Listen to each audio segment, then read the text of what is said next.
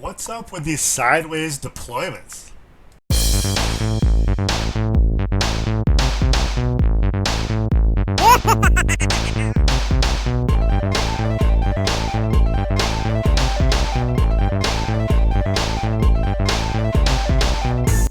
Alright, round 4 of the season of War GT. It's Won't Back Down, Nighthaunt versus Ironjawz, Chappas. Great. This is Won't Back Down. Sideways deployment. I don't know if I like it in a bigger event, but this one is pretty cool. The gimmick on this one is if you're close to your objective, you get a bonus to your rally. I don't use rally too much. I would only get like a blade geist back on a 6. I should probably work on my recursion skills. But other than that, it's a pretty good scenario. So we're 11 inches, 18 inches apart down the middle. One guy chooses one side, the other. Score 1. Hold 1, score 1, hold 2, score 2, hold more, score 3. So you also get your 2 points for your battle objective. And other than that, it's a pretty straightforward scenario. Let's take a look at Philip's army list. Running Chappa's Demonstration of Strength. He's inspired. He's got 2 Mega Boss on Maw Crusher. 1 is the Hulking Brute with Destroyer, so he's going to be doing... Oh, and Minan. So he's going to be doing the Mortals on the charge. He's got 2 War Chanters, 2 more War Chanters. So he's got 4 War Chanters, 2 Mega Boss on Maw Crusher. 1 has Destroyer. 1 has Weirdan, the other's Minan. So he doesn't have Fast on at all. So he's going to be moving pretty quickly with Mighty Destroyers using these 2 guys. He can only Mighty Destroyer once. Yeah, he's Hulking Brute. And the other's got the Armor of Gork. So +1 to hit and 6-up ward with the War Chanters. He's got Ardboys, Brutes. The Brutes are in Bounty Hunters. So they're going to be damage 3. And Command Entourage for Magnificent. I'm just going to have to pay attention where these 2 Maw Crushers are. That's going to be the hardest part of their army. The Brutes are slow. But you're going to Mighty Destroyers them and try to get into my army. I'm playing Nighthaunt, Scarlet Doom, Guardian of Souls, Lady Olinder, Krollgast Crusader. Krollgast Crusader is going to be vital just to try to keep that -1 damage bubble around where he's going to be attacking. Because he's the Chappas, like everything's going to be buffed at 3 damage. Well, except for the Mega Boss on Maw Crushers, but the Brutes that he wants to get onto those objectives are going to be triple damage. Blade Geist Revenants in 20s are going to just erase them, though. I am a little bit faster than he is.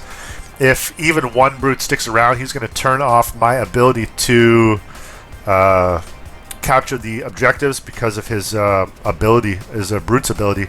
And then I have Spirit Hosts, Hex Wraiths, Chain Rasps, Dreadscythe Harridans, and Mirrorborn Banshees. So I'm going to try to screen with the Dreadscythe Harridans, probably with the Banshees as well.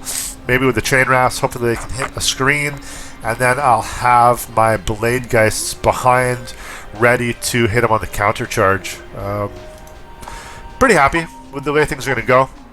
Probably going to deploy on 2 separate fronts, and just hope that I deploy correctly, and I think I am less drops than he is, which means I'm going to get to go first. Yeah, he's going to be... I choose to go first. I know right now I'm for sure going to give it away. I'm just going to try to remember in my deployment that I'm going to be giving it away. And I'm going to hope to hold that first turn Alpha Strike. Let's go. Here is the deployment. As you can see, we have another beautiful table. Another battle mat. The terrain's really, really good. I'm set up in a line. He's set up in a line. Basically looking at each other 18 inches apart. I know that I'm going to give it away.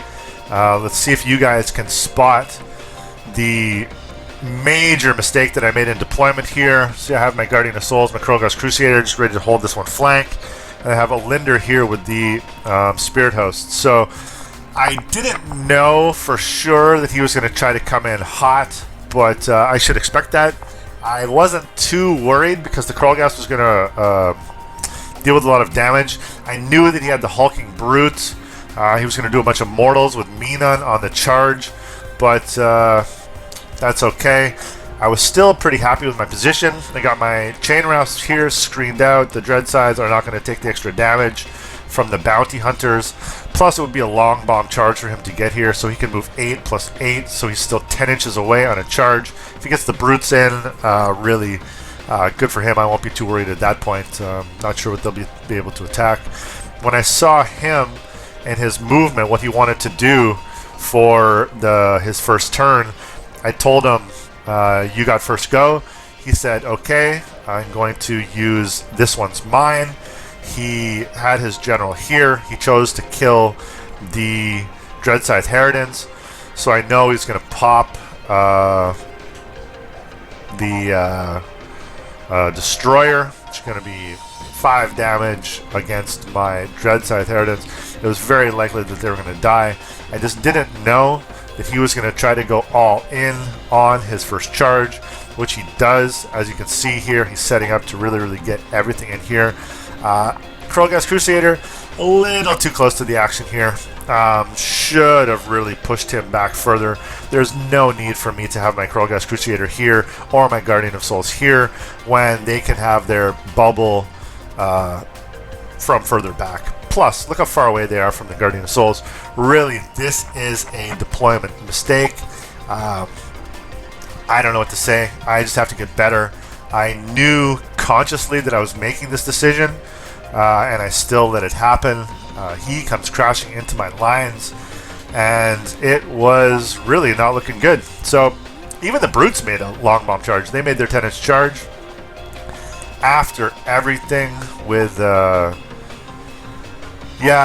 mortal wounds and the combat of the 2 mega bosses and the brutes, they were just able to tear right through the Miramor Banshees.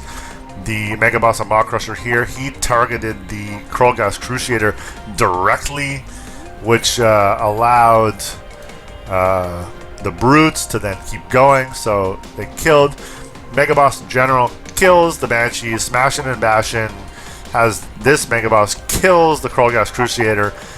These brutes, they pile in and they kill the Guardian of Souls.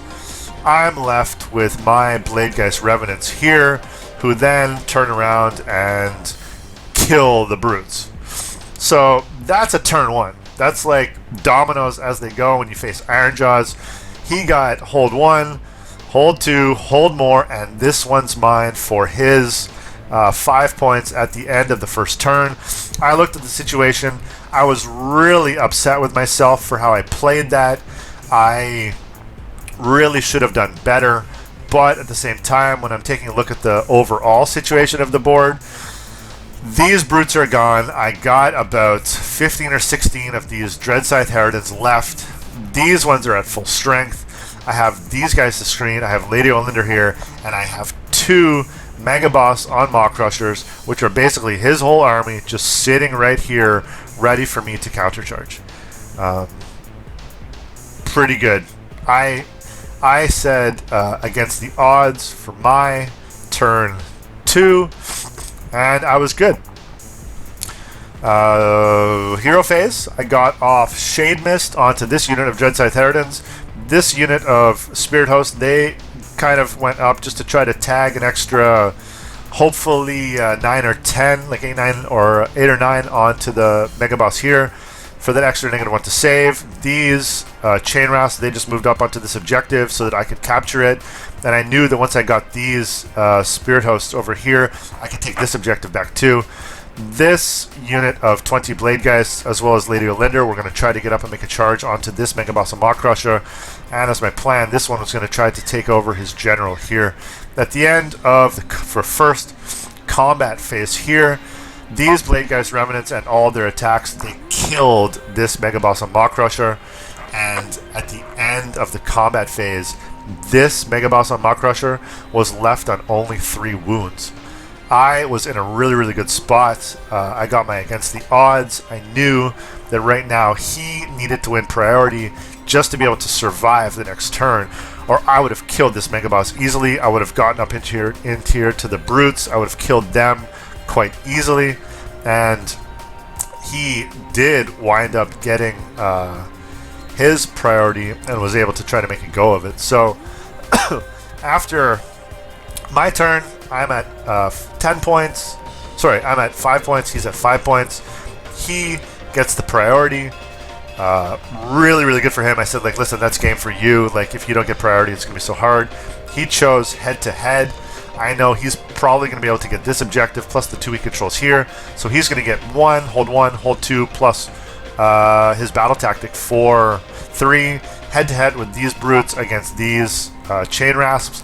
I did think about redeploying them, but I was okay giving up these because I knew the next turn, my turn too, that these blade guys were just going to leap over, retreat, and charge out of combat and kill these brutes, because this mega boss on only 3 wounds left was really not long for the world. Exactly what I thought was going to happen happened. The brutes killed the chain rasps. I was still doing some damage in combat. I was taking some wounds from combat from the Mega Boss and Maw Crusher, but it really didn't matter because I thought that this Mega Boss was going to just die very, very soon after, which is what happened. So, I'm going to go through here to the end of the combat phase. This Mega Boss on Maw Crusher did wind up dying. My opponent reached his hand out and said, thank you very much, that was a really good game. I said, listen, it's not over yet, let's roll for priority. And we did. I got eye for an eye, plus I hold more objectives than he does at the end of my turn. I looked at my battle cards after I had 1 priority, and that was it. I knew that I could do barge through, head-to-head, or desecrate, so I talked out the rest of my turn. I was going to do barge through to get my 6 points, plus desecrate for 5 points, and another 5 points for head-to-head, because these blade guys were definitely going to be killing one of his battle line for sure. I just had to try to get there. He could have done eye for an eye, and that would have been it. At the end of the game, I am going on to win 29-14, even though I made a massive, massive mistake in deployment. I'm going to have to get better with that. I'm happy with the result. Looking at the tournament so far, at the end of Game 4, I'm 2-2 record, and I'm just super happy to be playing Age of Sigmar, because this is another quality battle mat in a really, really good crowd of people. So thanks for watching.